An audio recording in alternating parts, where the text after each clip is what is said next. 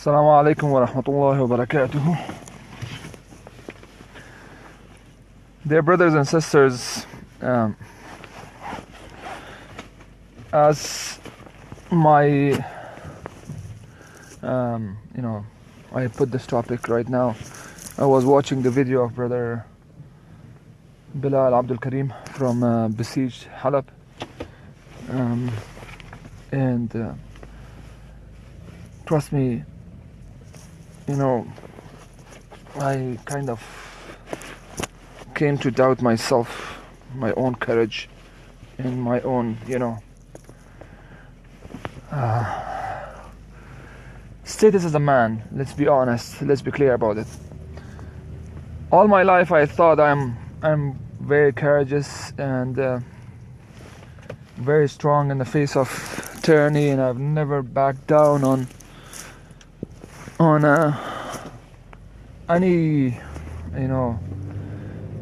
thing that I thought is wrong, and I have to resist. But in the last few days, I think, well, I was nothing, and I'm nothing. Subhanallah, I looked at Bilal Abdul Karim's face, the voice. You do not see the fear in his face. You do not see him afraid at all, even though he is facing a certain death. And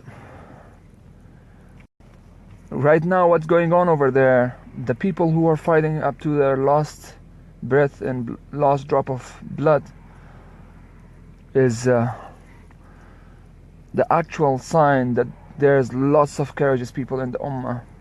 We are nothing compared to them.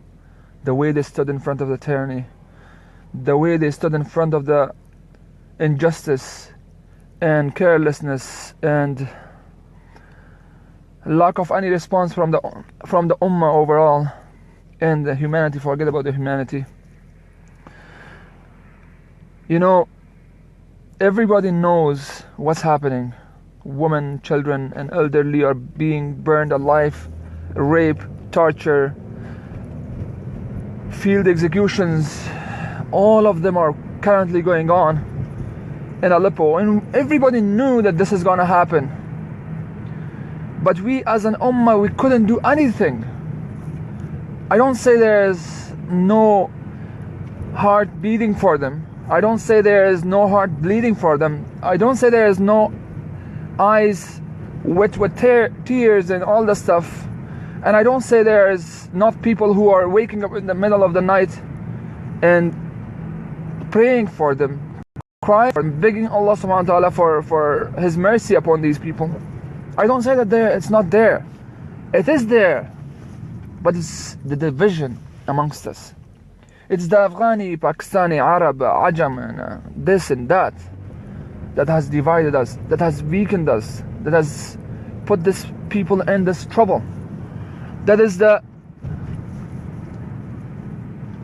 blind trust from our side on people like Erdogan or these other tyrant rulers. I call them tyrant rulers, and these liars leading our nations across the world.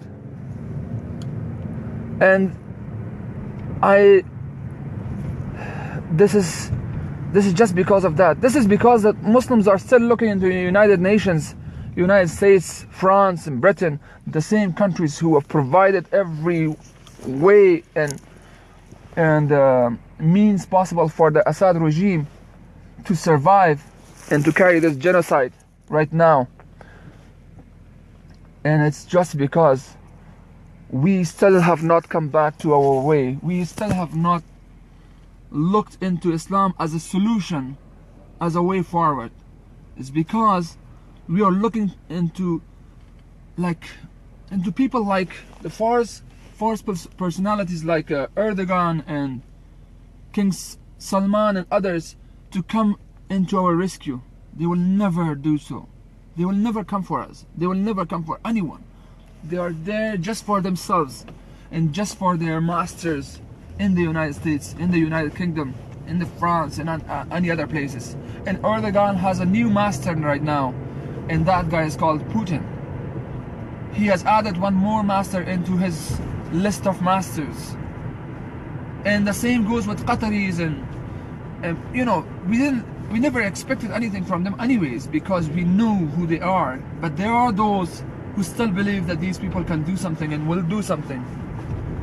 But there is nothing else other than fooling yourself if you are expecting from these guys.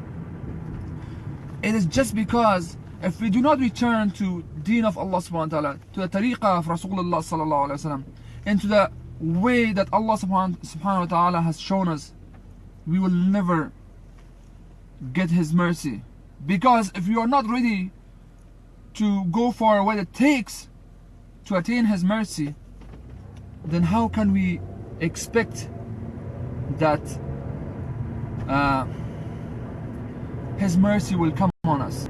We are not ready by ourselves.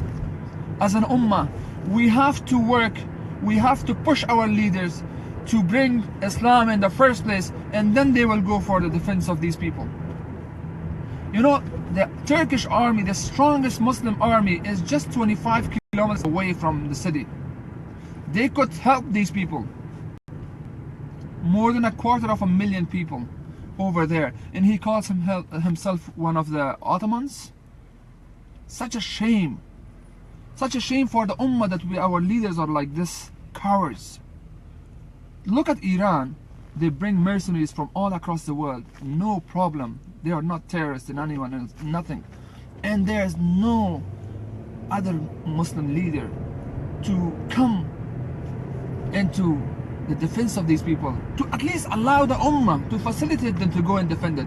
We don't need your army, we don't need your planes and anything. Just allow and facilitate these people to go and defend it by their nails and teeth and hands and whatever it takes to defend the women and elderly and children from being massacred. So we are having such people in our leadership. It's just because we don't have Khilafah. If there was a Khilafah, were we going to have such a situation? Was it going to be for a leader to stay one more day in power, should he not go in defense of the people? This is the sad situation. This is the sad reality, that because we are not going for Khilafah, and that's the situation. This is one of the worst in my life, after the destruction of Barbary Masjid,